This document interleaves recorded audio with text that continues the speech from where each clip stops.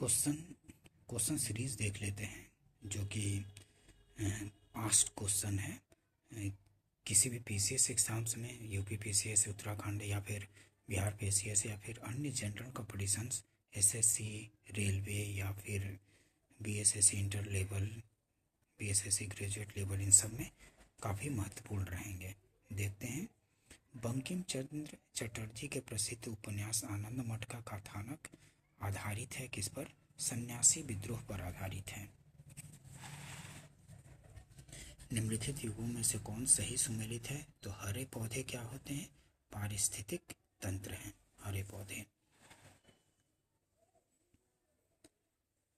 Pheromones सामान्यतः उत्पन्न किया जाता है। फेरोमोन्स किससे उत्पन्न किया जाता है? कीटों द्वारा उत्पन्न किया जाता है फेरोमोन्स। मिलान करने के लिए है। खनिज क्या समाप्त होने योग्य हैं? खनिज समाप्त हो सकते हैं, ठीक है। सौर ऊर्जा असमाप्त होने योग्य है।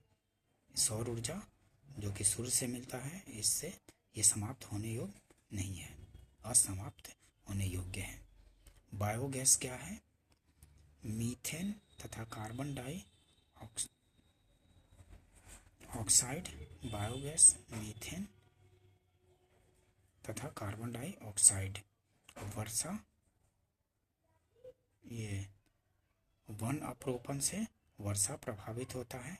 वन अपरोपण से क्या होगा? वर्षा प्रभावित होगा।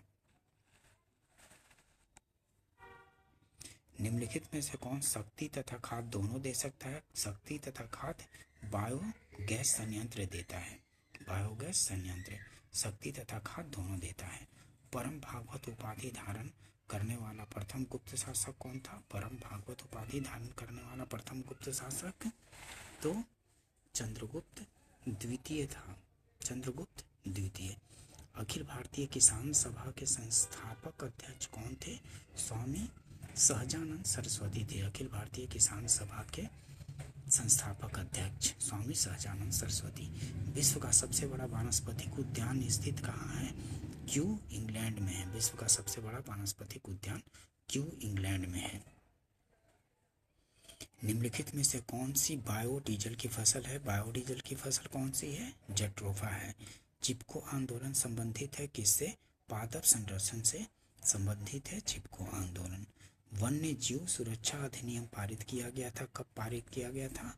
1972 में वन्य जीव सुरक्षा अधिनियम पारित किया गया था। ये क्वेश्चन बार बार पूछे जाते हैं किसी भी पीसीएस एग्जाम्स में या जनरल में भी। अंतर्राष्ट्रीय ओजोन दिवस मनाया जाता है 16 सितंबर को। ये भी बार बार रिपीट होता है। अंतर्राष्ट्रीय ओजोन दिवस मनाया जाता है 16 सितंबर को। भारत में जैव विविधता की दृष्टि से संतृप्त क्षेत्र निम्नलिखित में से कौन सा है? तो पश्चिमी घाट जो है जैव विविधता की दृष्टि से संतृप्त क्षेत्र, मतलब कि सबसे ज़्यादा जैव विविधता वाला पश्चिमी घाट क्षेत्र है। निम्नलिखित युगों में से कौन सही सुमेलित है? रेयान रूपांतरित सुमेलित नहीं है, तो रेयान रूपांतरित स्टार्च नहीं है। रेयान रूपांतरित स्टार्च नहीं है। जैव विविधता के कम होने का मुख्य कारण क्या है? जैव विविधता के कम होने का मुख्य कारण आवासीय विनाश है। मतलब आवासों का विनाश हो जाता है, इसलिए जैव विविधता प्रभावित होती है। ये भी क्वेश्चन बार बार रिपीट होता है। निम्नलिखित सौर स्रोतों में से कौन सा पर्यावरण को स्वच्छ रखने के लिए सर्वोत्तम है? तो सौर सेल जो है पर्यावरण को स्वच्छ रखने के लिए सर्वोत्तम है। निम्नलिखित में से कहाँ सदाबहार वन पाया जाता है? तो पश्चिमी घाट में सदाबहार वन पाया जाता है, पश्चिमी घाट में। भारत के किस राज्य में गन्ने की खेती के अंतर्गत सबसे अधिक भूमि है? तो गन्ने की खेती के अंतर्गत सबसे अधिक भूमि उत्तर प्रदेश में है।